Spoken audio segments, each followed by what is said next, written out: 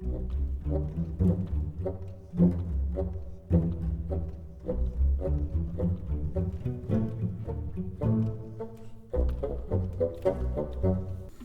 up, guys? Earl S. Sumo Bully Kennels. Welcome back to the channel. Happy Saturday. Getting cold over here, fall in the Midwest weather. And yeah, so if you're new to the channel, welcome. Our channel is about sharing our experience with you, about our dogs, about our breedings, about our vision, in order to provide good information that can really help you out as a pet owner or as a breeder or as a dog enthusiast. So that's really what our channel is about. So if you're new here, welcome. Have a seat. If you already have been following us, thank you so very much. We truly appreciate your support. And for the new people in the room, if you don't mind, give us a like and subscribe. It definitely helps us grow our channel and bring you guys quality content.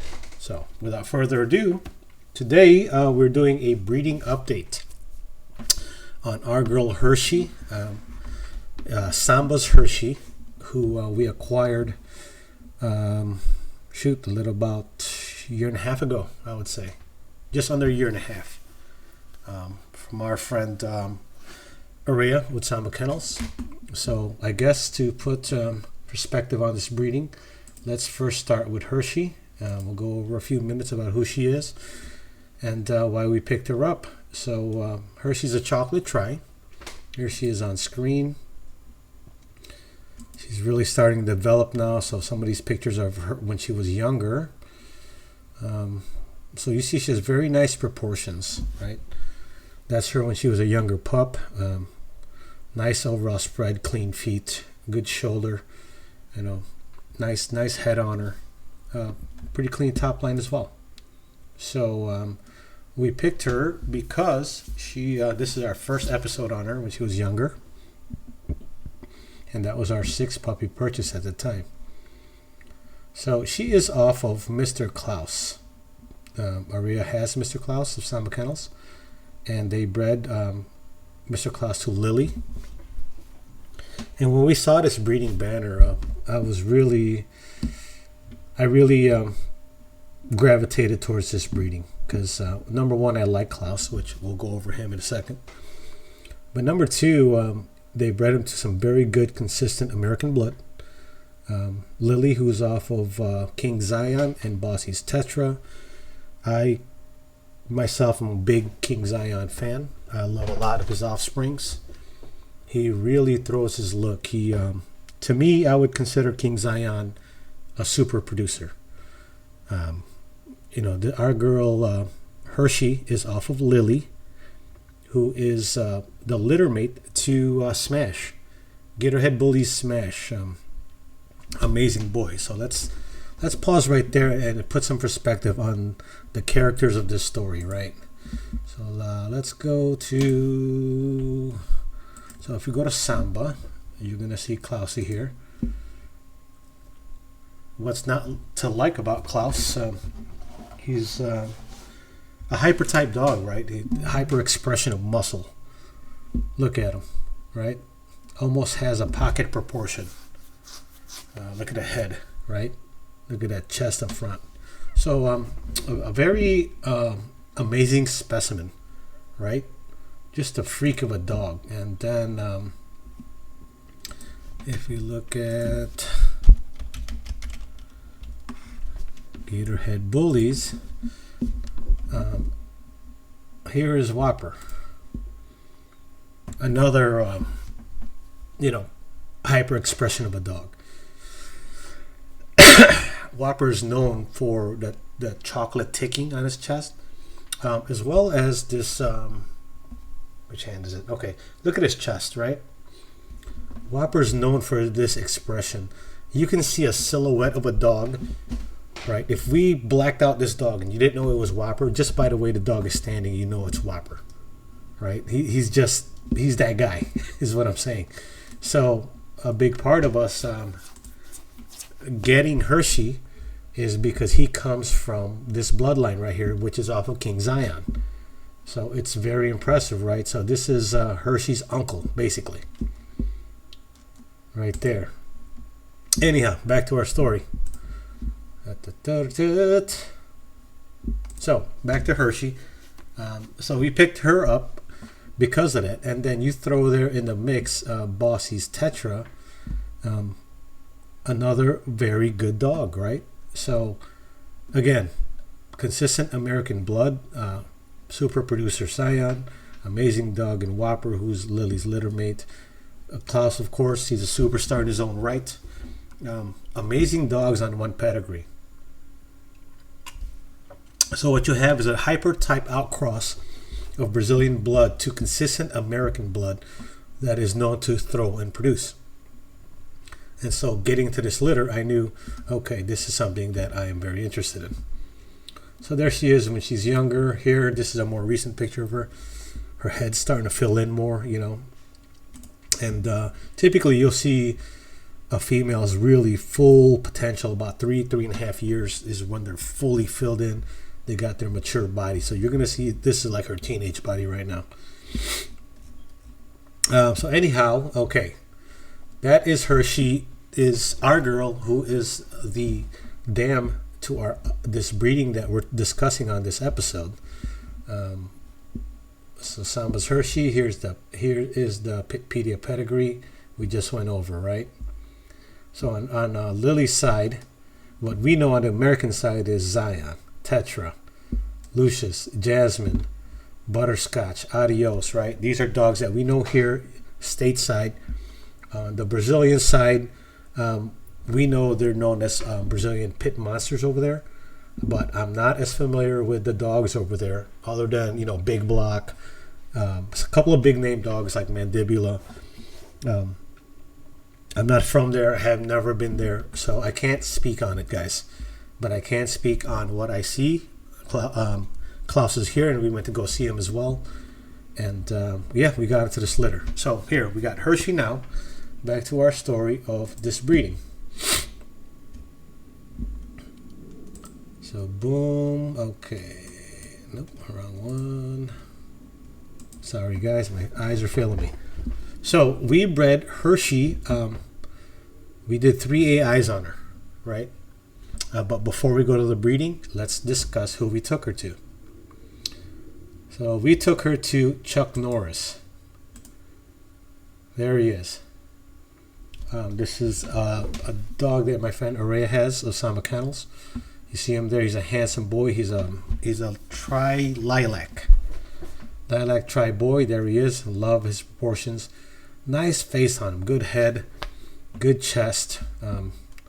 He expresses the American Bully very nice. This is a younger banner of him when he was younger. But yeah, no, he's about 4 years old now, and he's a very fully mature boy.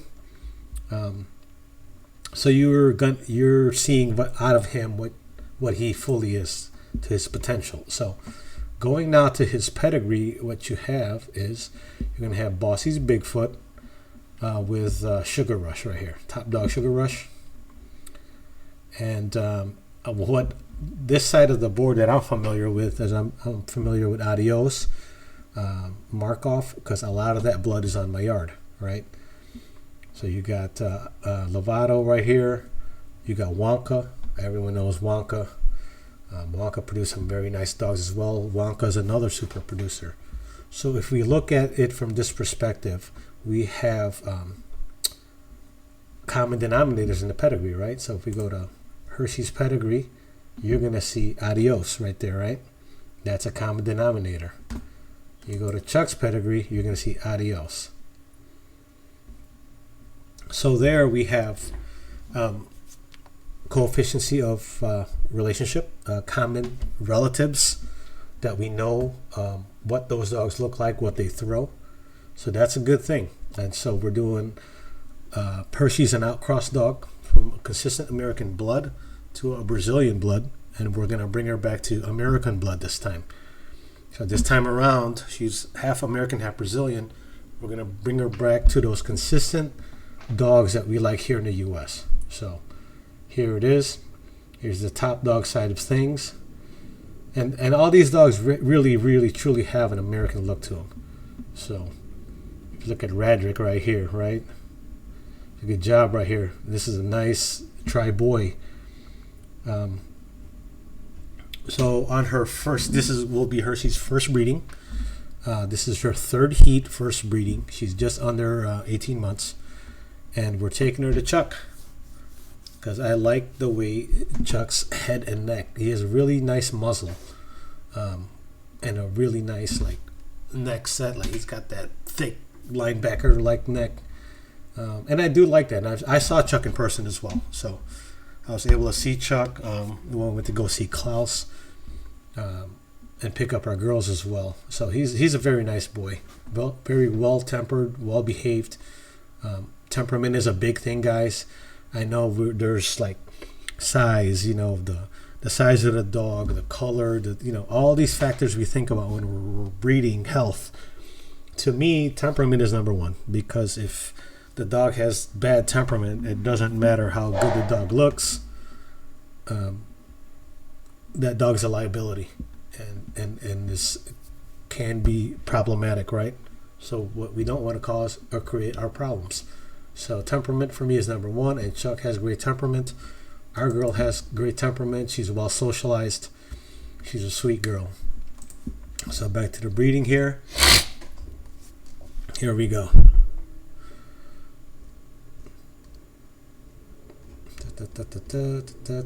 Hershey. Okay, let's go skim through some pictures. And I have some less polished pictures that I actually wanted to show up. Let me see here. Hershey is. Okay, here we go. Where are you? So here, this is a random picture that I captured of her. I was taking pictures of the yard and kind of just sitting there like looking at my yard, visualizing like where things are, what improvements I want to do next year, what I got done this year, kind of admiring my work and looking at what I want to do. And I got this like candid picture of her, right? And this is what I mean. Like, man, you see her rear, she's packing a lot of meat back there. Nice proportion, nice angulation on the rear, and definitely no skinny rear on her. And yeah, this is one of those I had to look at the picture, crop it so that I could share it with you guys. But I did like this picture a lot. Here's another candid picture that I got of her. So it's blurry because I took the picture from far back, because I wasn't trying to get a picture of her. I was trying to get a picture of the space. But it's crazy because you see those pictures that it just went through when she was younger, and then you look at her now, look at her chest, the muscle, right? Trusting the blood, knowing that like Brazilian blood matures a little bit later. Our American blood here, consistent American blood, they right away they're chubbiest puppies. They grow up, some of them have a lanky stage, some don't. But this is what I'm talking about, like allowing her to mature, and she's only going to get better from here. So now let's get into the story of. Here's my banners. Okay, going the wrong way now. All right, Chuck. Here it is. So here's our banner, guys. This is our non-official banner. This is our temporary banner for this breeding. Hershey and Chuck Norris. We did 3 AIs on her, and I'm going to go over the AIs. I did a video with an AI. If you guys want to learn how to do that, go on the channel, check our videos. But this is what we're putting together right here. Hershey has nice cat feet, nice chest, good head. Taking her to a boy with a nice head. I like his muzzle. He's really pretty muzzle, man. And for me, the dog starts at the face, because if it doesn't look like the bully by the face, then I don't, it's not my thing. And there she is. And this is when we were taking her blood for a progesterone test. If you guys want to learn how to draw blood, I got a video on there. And I'll probably do an updated one, because I'm always drawing blood anyway. I might do one tomorrow, in fact. Here you go. So, November 4th, 12 days ago, right? We were watching her first signs of blood. We waited a few days, and then we took her, and she already ovulated. right? Right here on the 4th, so she is a 9 nanograms per milliliter. And this is off the Wanfo Fine Care System, a progesterone machine, which is roughly about $3,000. And what I use is whole blood. So you see this WHOL right here? That stands for whole blood. There's different settings because you could change it to serum. You could change the dog to a cat to a cow, or something like that. But we're not checking cats, guys. So basically on this machine, the first day I tested her because I waited to test her. I was hoping she'd be like a 5 or 6, and I was even more pleased to see that she was a 9. So if you're not familiar with that, I'll pull that up in a second. You know what? No, let me pull that up right now, in fact. Just to put perspective on it. Info, Fine Care, PG chart. That's a good search, right? Oh, here we go. Images. Oh, no, it's not going to let me expand it. Of course not. Darn it. Okay, well, anyhow, if you look on the right here, the egg maturation, ovulation occurs between 6 and 12, right? And egg maturity happens between 12 and 15. Early fertile range is 15 to 20. Fertile range is between 20 to 35. Now on my machine, my chart says 20 to 30. 30 to 40 is basically a surgical. So back to it. Where was I? Oh, here we go. Okay, so I tested her on the 4th. She was a 9. I tested her on the 5th. She's almost 11 and a half, right? So she went from a 9 to 11 and a half. There's Chucky. On the 7th, she was a 14.38, right? So the 4th, the 5th, the 7th, we skipped a day.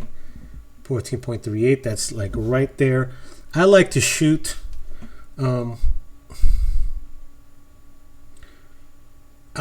my first AI anywhere from 11 to right here, like 14, 15. And the question would be why, right? Well, because remember, we have a $3,000 machine. We don't have a $20,000 machine. So for me, the sauce can live in the girl for 2 days, 2-3 days even, probably even 4 days. So when you shoot it in there, she could be a 14 today, and I could test her tomorrow. She could shoot to a 22. It's happened to me. I've had a girl hit 14 or like 11 or 12, and the next day she's already at like a 24, 25. So I like to shoot my first AI early. I like to get an early shot in there.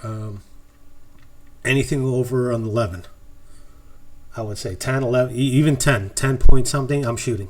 I like to get that first one in there because I know that covers me for 2 days, right? So if she jumps up to 18 the next day, a 24 the day after that, I know that early AI I'm good with, right? So that's the reasoning. So moving right along. Did I not? Yeah, I didn't get the other shot in there. So basically, I tested her 2 days later. I don't have the picture for some reason, but she went up to a 26. So from there, let me see if I can find a picture. No, it's not giving it to me here. So from that 14 that I just showed you, let's go back to that.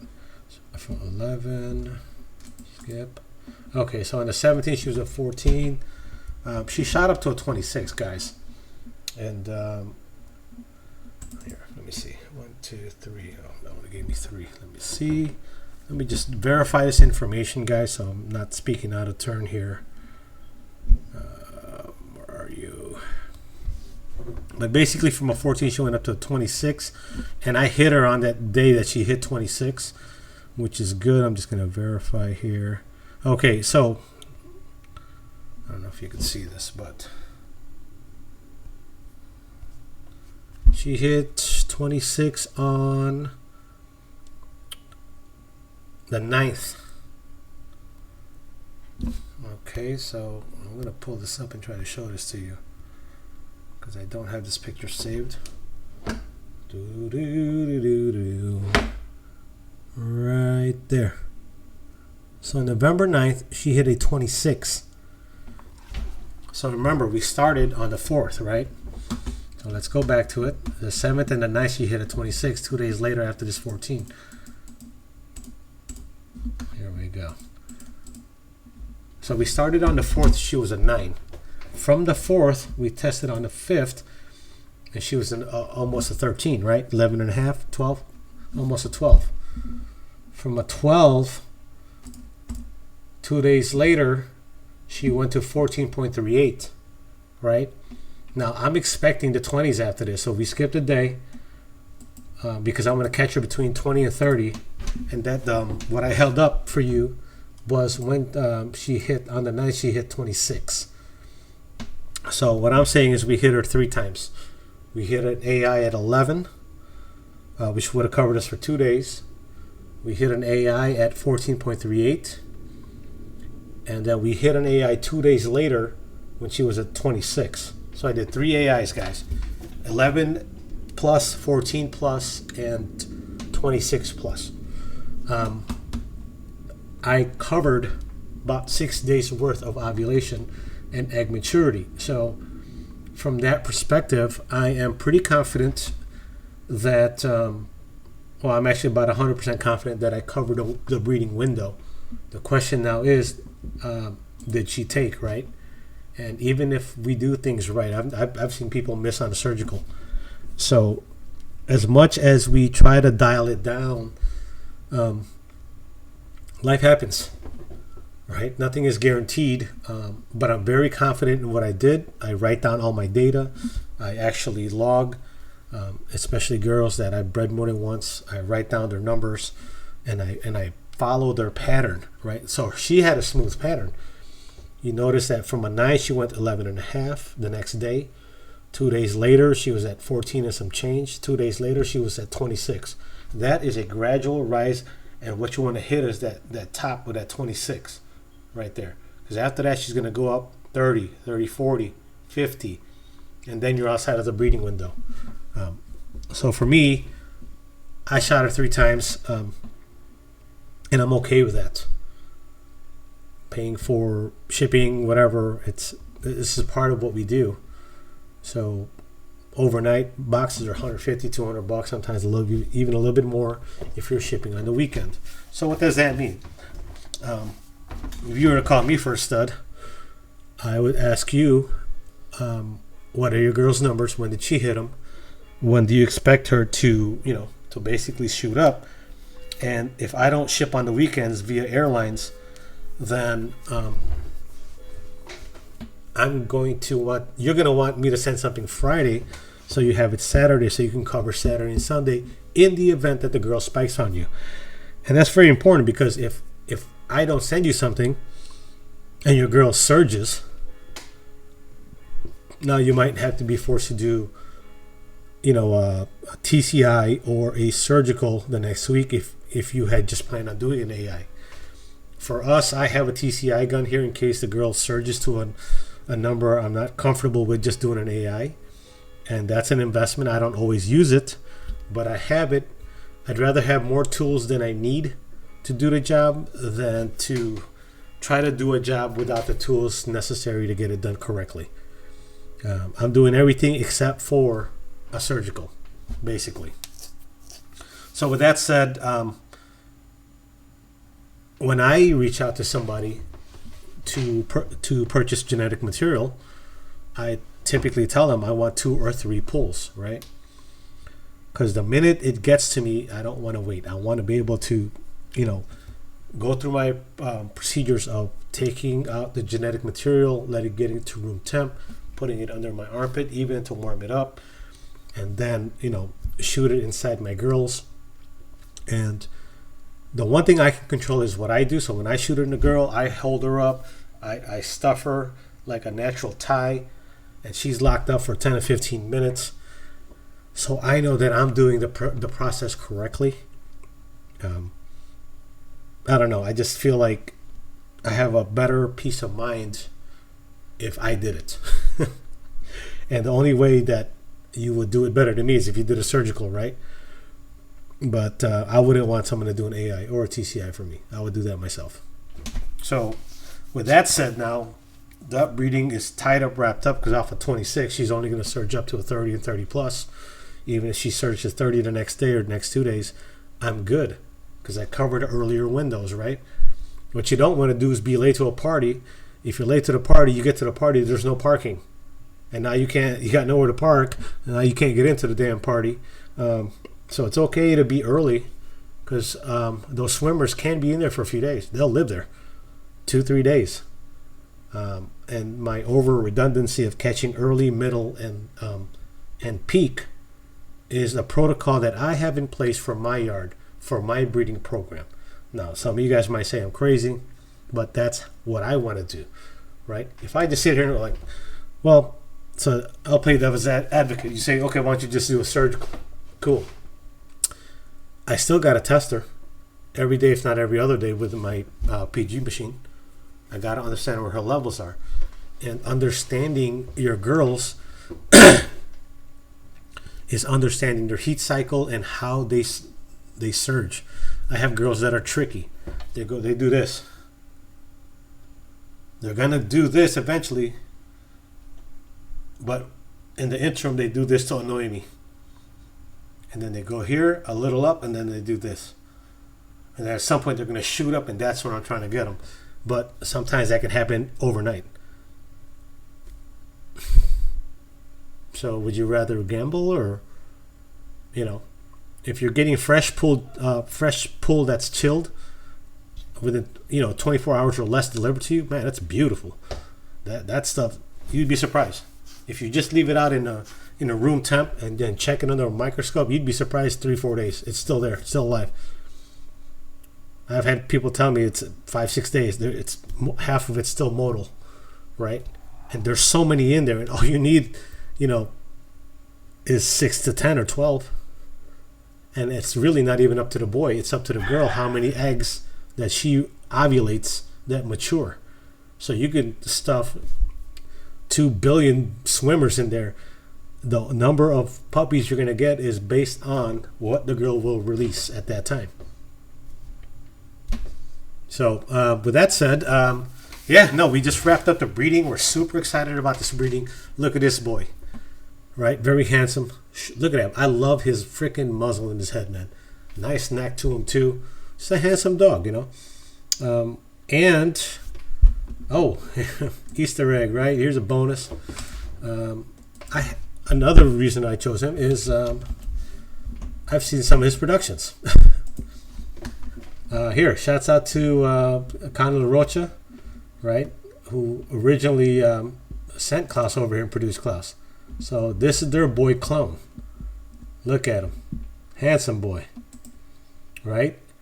This is, I think he's a year old here. Maybe a little bit more, over a year. But look at him. This is Chuck's son. Off of Blondie. There he is. Look at that. And I do like clone. He's impressive. I think this is another. Yeah, this one is a little bit when he's a little bit younger. They're working him here. They got the harness on him. So yeah, I've seen some of Chuck's productions. Produces some pretty solid dogs, and basically we're excited to take him to use his genetic material on our girl Hershey, and I'm going to create some nice looking correct dogs. Nicely structured, and we're going to confirm in December. Actually, first week of December, about between the 5th and the 10th is when we're going to confirm this litter via ultrasound. So we will do an update on this litter, guys, during that time. And if you guys are interested, cool. You can get on the list, guys. No problem. Just email me. Say, hey, put me on the list for Chuck and Hershey. Or text me. My number is on the website.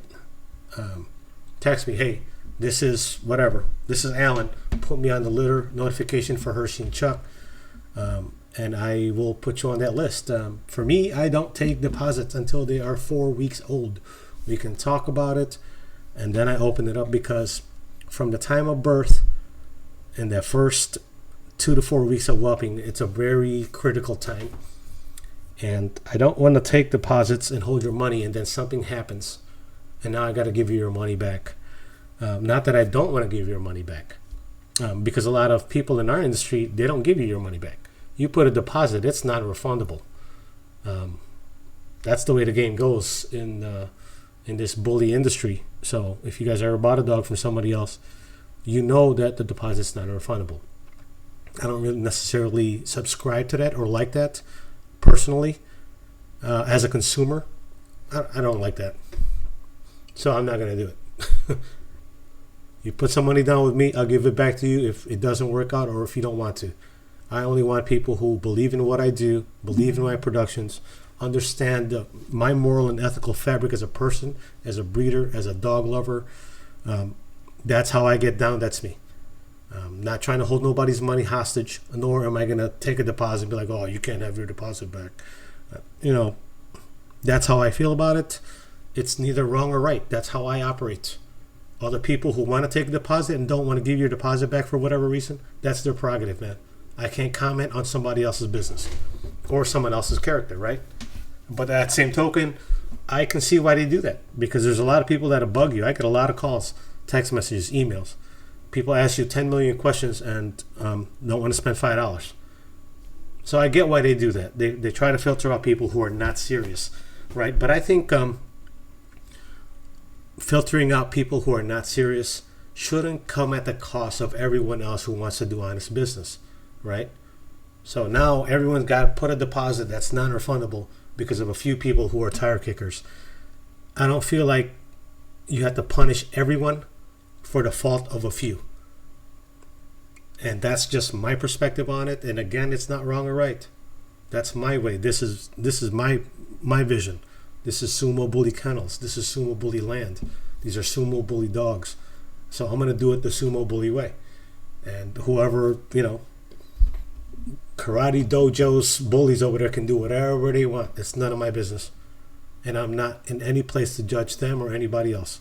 So with that said, guys, sorry about that rant, but it's a sensitive subject for me. I'm excited for this breeding, guys.